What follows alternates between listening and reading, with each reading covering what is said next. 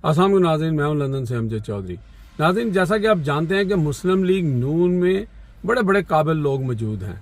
उनकी काबिलियत का जो प्रैक्टिकल फॉर्म है वो आप देख चुके हैं। मुल्क जो है वो कैसे नीचे जा रहा है, आम आवाम के साथ क्या हो रहा है, लोग खुदकुशियाँ कर रहे हैं, एक दूसरे को मार रहे हैं। और यहाँ पर जो है वो इनके काबिल लोग जो हैं वो कुछ बयानात देते हैं। सबसे पहले हम आपको जो मुस्लिम लीग नून के अरस्तू हैं उनका बयान आपको बताएंगे। अच्छा, ख़ुद को ये फ़ौरन जो है वो ग्रेजुएट कहते हैं, होंगे भी, लेकिन इनकी जो इस वक्त ज़हनी हालत है, ये जिनकी गुफ्तगू है, उससे आप अंदाज़ा लगाएंगे कि ये जो मुस्लिम लीग नून के अरस्तू हैं ये कहाँ पहुँच चुके हैं। इन्होंने ये बयान दिया है, यानी इस तरह का बयान जो है वो अज़मा बुखारी दें तो समझ आती है, क्योंकि उनका जो कैलिबर है या उनकी जो एजुकेशन है वो आप देख ही चुके हैं कि जो डाउन टू अर्थ को ग्राउंड टू अर्थ कहती हैं, जो फायर वॉल को जो है वो फाइबर वॉल कहती हैं। तो उनके ऊपर तो ये बात कि अगर वो कहें कि जनाब इमरान खान के लिए इसलिए फ़ैसले आते हैं कि जजेस की फैमिली का उन पर क्रश है, तो उनसे तो चलो ये बात की जा सकती है। लेकिन एहसन इकबाल साहब ने भी इसी तरह का मिलता जुलता बयान दिया। उन्होंने कहा कि जनाब चंद जजेस और जर्नैलों की फैमिलीज़ ने और उनकी यानी उनकी बीवियों ने और उनके बच्चों ने इमरान खान को इस कौम पर मुसल्लत किया। और इसके साथ साथ उन्होंने एक और बयान भी दिया है, वो तो खैर बहुत ही ब्रिलियंट बयान है। उन्होंने कहा कि जनाब ये जो बिजली का बुरहान है ये हमें विरसे में मिला है। तो एहसन इकबाल साहब, अगर आप में थोड़ी सी भी जिसे कहते हैं ना गैरत और शर्म होती तो आप ये बताते कि ये विरसा दिया किसने था, ये विरसे के वालिद साहब कौन हैं, उनका आपने नहीं बताया। आप बताते हैं ना कि मियाँ नवाज शरीफ साहब जो हैं ये विरसा उनकी तरफ से आया है, ये विरसा पीपल्स पार्टी की तरफ से भी आया है, परवेज़ मुशर्रफ साहब का भी नाम आता है इसमें। और इस विरसे की बहती गंगा में आपके मौजूदा वज़ीर आज़म शहबाज शरीफ के बेटे सलमान शहबाज जो हैं वो भी हाथ धो रहे हैं। कैपेसिटी पेमेंट की मद में 63 करोड़ रुपया अब तक वो ले चुके हैं। अगर आप में हिम्मत है बात करने की, आप अपने आप को बड़े अरस्तू समझते हैं, तो फिर सच बताएं लोगों को।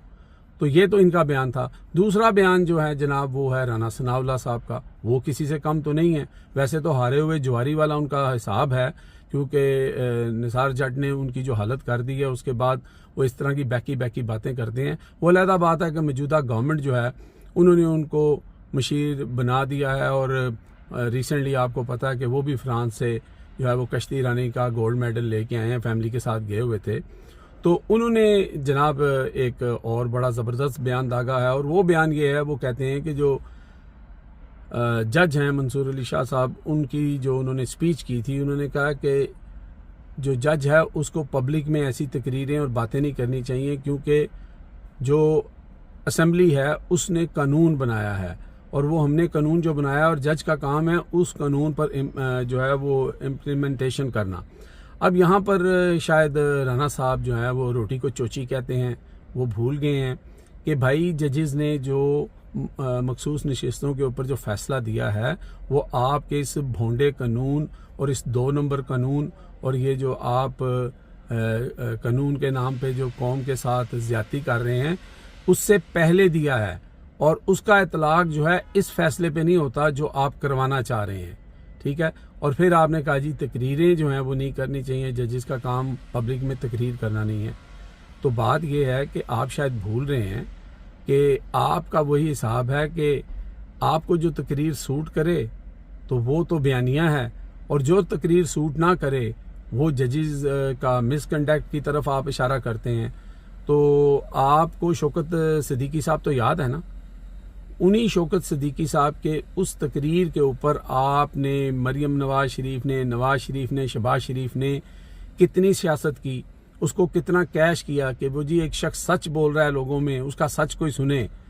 तो ये मंसूर अली शाह साहब क्या कह रहे थे, वो तो सिर्फ इतना कह रहे थे कि जो सुप्रीम कोर्ट के फैसले हैं उनके ऊपर इम्प्लीमेंटेशन करना लाजमन मजलूम है। आप ये नहीं कर सकते कि आप उसके ऊपर इफ एंड बट लगाएं, सिर्फ इतनी सी बात है। लेकिन वो कहते हैं ना कि शर्म है जो किसी को आती नहीं। तो ये नून लीग का हिसाब है जी, ये इनके रस्तू हैं, ये इनके पढ़े लिखे लोग हैं, और ये समझते हैं कि ये जो कहेंगे आवाम उसी तरफ लग जाएगी।